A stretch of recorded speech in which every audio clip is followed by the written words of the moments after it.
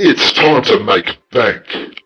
Gorilla voiced, soaring through the air like a big hairy wingsuit pilot, engines firing metaphorical shotguns with his blazing chops. There'll only be one ace in this deck after I wrap my gorilla bar around your neck and play craps with your glutinous flaps. That was his vow. Grills knew that Carnivaurus was scared of him, but there was still some level of attraction because he was slowing down, looking back, screeching like a pterodactyl, and gamboling turds out of words while Gorilla glided closer. He was faster than Carney now, but Grills was going to need to trap the foe on the other side. He was hoping the Titans and Alex would return with an army before long to confide. Then, with all the legends surrounding him at a safe distance in a ring formation, they could all drill in song rotation. They just needed space, and nowhere near Platinum Holdings' drawbridge to PC fast approaching. Grills didn't know it yet, but the buckle on the hinge canister that carried the Rookham with the red nasty dragon was blowing around. He didn't secure it properly because he'd been hit by the pace fasteners appearing to pound. I'll ring your song of piercing good character. Gorilla shrieked up behind Carney's ears and trilled, like a small gregarious Australian budgerigar. Confusedosaurus didn't know where to switch off the volume. He was slumming right down, continuing his...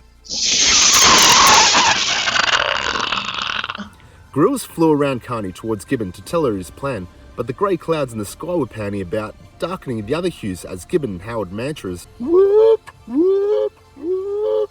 Gorilla was soaring right next to her, being chased by Carney around the outside of the printer ink moat, between Platinum Castle and the far end of Platinum Holdings' float, when Gibbon stopped her mantras, spun to him and said, I've tried everything, but the only way to waste Carney is by scaring him, and I've run out of ideas. What about love? That seems to scare a lot of characters. That reminds me, she replied. I'm gonna make it rain.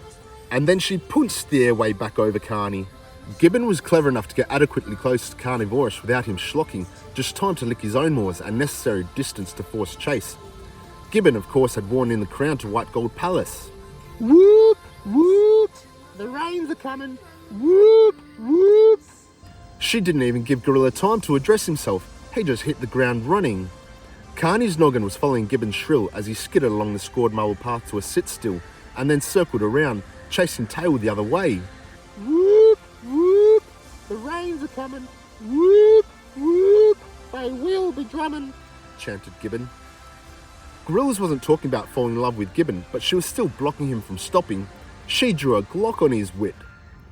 He aimed for the platinum post near Paterton Bridge over the black ink moat, and when he sprung his handy feet to the metal, the buckle from his belt with the Rookham unclipped, and he recoiled the way of Gibbon just when Princess Primate undid the foggy crystal barrier for him. She had been watching and learning in privacy. Princess Primate too could view around obstacles with her googly eyesees. Gibbon was zooming back towards Kings Park, passing Platinum Holdings' drawbridge. She was buying time, keeping carnage away from Princess Primate until more help outreached. Of course she'd come out to chastise the thing. Gibbon sent her back in to wait for the king. Gorilla didn't know for sure if Princess Primate was in PC before that juncture, but she did declare, I must get to Platinum Castle. The future king is meeting me there. Carnivaurus had a great sense of all sorts, but his outer eyes were covered with warts, so there was only half a viewing screen. He wasn't as big as the giant monster from Don's dreams, but if he schlocked the king or queen, he could eat all elements and gain his defensive shield. Grills was upon the giant fiend now, but he pained to get in front to Gibbon before it rained. She was wittering her terms. Whoop, whoop, whoop! The rains are here! Whoop, whoop, whoop! As day turned late evening and the grey clouds completely covered the sky. I'm getting real flustered here. I got no grills to split. I fear, if it rained right now, I'd be in the face of it. Together was the only way they could at least try to slow down the four-legged gargantuan, so he pounced when he passed the Paterton Bridge over the moat to Platinum Castle.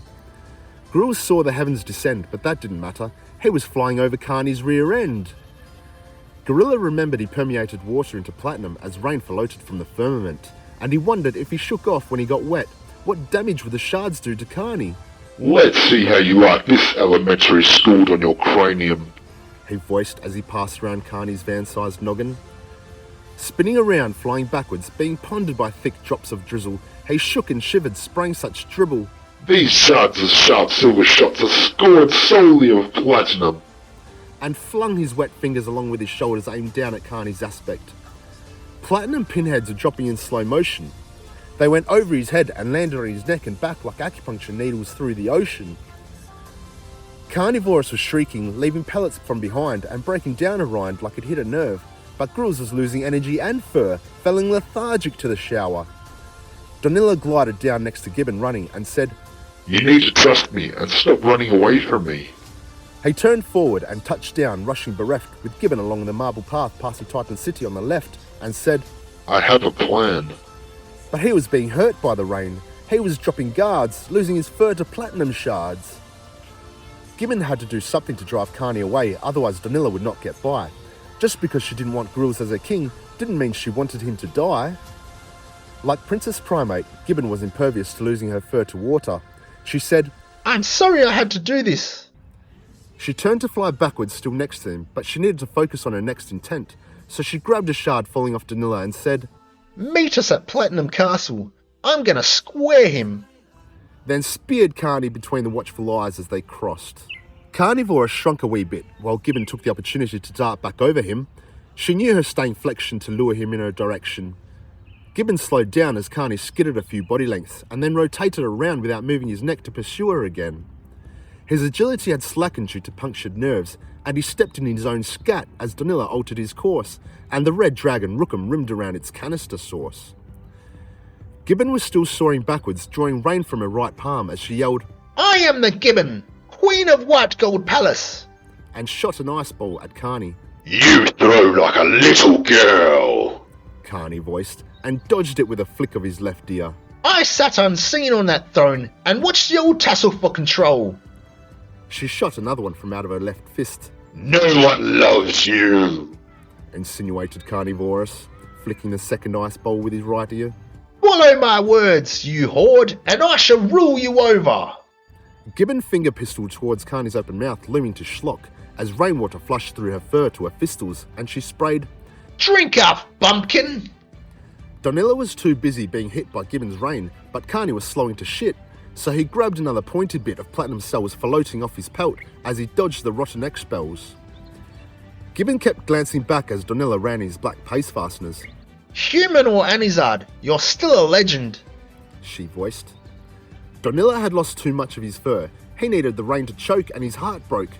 Alas, the clouds were shrinking and following Plotter, for Gibbon composed the water. I wish you can't take another hit, Don yelled and threw the platinum spearhead as hard as he could towards Carney as the red dragon Rookham slipped out of the open canister and the clouds surpassed him. Don put both feet forward, skidding through the marble path as he noticed the Rookham glide.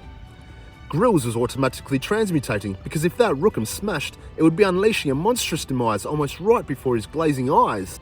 Donilla dove for the Rookham about to land the crash, but it slipped out of his uncontrollable fingers and smash! Grills slid to a stop before a Cleveland steamer with his fist to the marble beside. He was nearly pated. He almost got heaps on his chest right before his eye filming happened, and out fired the giant red scaly dragon. Carney was turning back after he centered the roasting reptile, but the platinum spear on the road was left way behind schedule. Yeah, it's stuffed, Gorilla voiced brashly at the nasty red dragon as big as Carney was attention from behind. There was a 1-ton payload wasted around the moat's white marble track, but Grills was back in reins, thus ready to cuss turd brain. He knew he couldn't physically hit a bad guy in the real world, but rules were diverse in your world. How could he fight this big bad dragon girl? He stood in Warrior 2 pose, and the giant red dragon puffed smoke circles from her ringed nose. Dragona said gravely in a Thai accent. Her eyes were red and pupilless. We meet again so soon! My holy throne, like the fire consuming within you. I don't like your tone. Gibbon was racing on Paterson Bridge towards Platinum Castle as Carney loomed over Dragona on 2 legs with his wide open mouth and nostrils. I only turn up to take your power, but now I'm here for your life, voiced Dragona. How would you like to be my wife? Responded Carney from behind. Schlock. Dragona's particles evaded her frame through Carnivaurus' cowardice claim. She didn't have any clothes with holding, but her particles were ingested by Carney to folding. This was Gorilla's chance to get over Carney while he transduced. He couldn't beat Carney's dragon-boosted mass before he found his primate, so he pounced in haste to pay to the bridge unannounced. The Legend of the Gorilla 2, Bringing the Silverback by John J.K. Corellis. Available now from all good ebook and audiobook stores online.